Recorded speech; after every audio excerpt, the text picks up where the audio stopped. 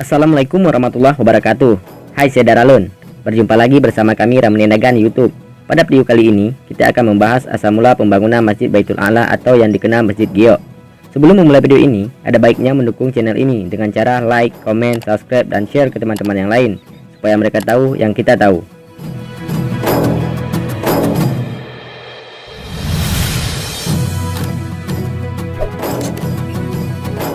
Dikutip dari Wikipedia, Kabupaten Nagan Raya adalah sebuah kabupaten di Provinsi Aceh, Indonesia. Ibu kotanya Sukamakmum, yang berjarak sekitar 287 km atau 6 jam perjalanan dari ibu kota provinsi, yaitu Banda Aceh.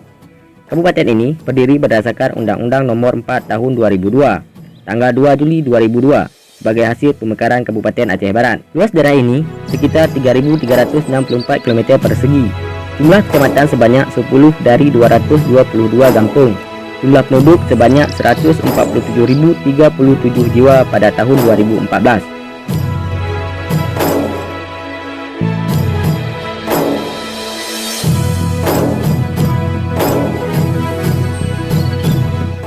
Di kabupaten ini terdapat bangunan yang fenomenal dan megah, bukan karena bangunannya besar, tapi karena material pembuatannya yang menjadi pusat perhatian masyarakat sekitar. Masjid Baitul A'la namanya, yaitu sebuah bangunan masjid. Saat ini sedang dalam proses pembangunan yang lantai dan tiangnya akan dibuat dari batu giok Aceh, sehingga masjid ini dikenal dengan sebutan Masjid Giok Nagan.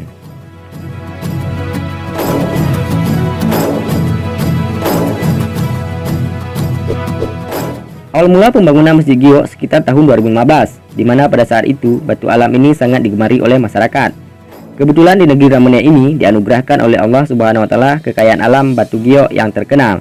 Dari dasar kekayaan alam tersebut, pemerintah Kabupaten Nagan Raya saat itu dipimpin oleh Haji T. Zulkarnain atau akrab disapa Ampun Bang, membangun sebuah masjid yang dilapisi batu giok. Menurutnya, masjid ini bisa dipastikan akan menjadi monumen penting giok di Aceh.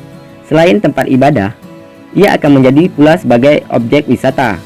Jika di Jakarta ada Masjid Kubah Emas, maka di Aceh ada Masjid Batu Giok. Ini akan menjadi daya tarik tersendiri bagi wisata religius, serta kesesuaian dengan profil Aceh sebagai daerah dengan syariat Islam.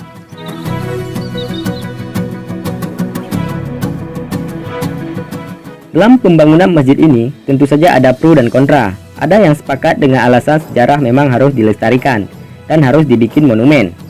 Dan ada pula yang tak sepakat dengan alasan yang masuk akal pula, berlebih-lebihan katanya. Semua itu tentu sah-sah saja. Yang terpenting bagaimana pemerintah setempat mensosialisasikan gagasan ini kepada khalayak Aceh. Karena dalam transisi pergantian pemimpin di kota tersebut, pembangunan Masjid Giok pernah terhenti pembangunannya dari perkiraan awal, yaitu pada tahun 2017. Setelah dilantik pemimpin baru, yaitu Bapak Haji Muhammad Jamin Idham, barulah pembangunan dimulai kembali. Hingga sekarang sampai video ini dibuat, Masjid Giok terus dibangun dan diperkirakan akan selesai pada tahun 2021. Meski masih dalam pengerjaan pemasangan batu giok di Masjid Agung Baitul A'la Kabupaten Nagan Raya, kini mulai dikunjungi oleh wisatawan lokal dan legislator dari sejumlah daerah di Aceh untuk melihat kemegahan bangunan masjid yang dilapisi oleh batu alam giok. Sahabat Ramene, ada yang sudah pernah berkunjung ke Masjid Giok?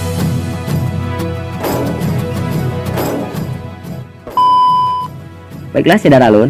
Sampai di sini pembahasan kita tentang asal-usul Masjid Giok.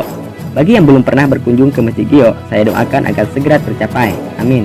Komen di bawah bila ada kesilapan dan pembahasan supaya sama-sama kita tahu yang belum kita tahu. Assalamualaikum warahmatullahi wabarakatuh.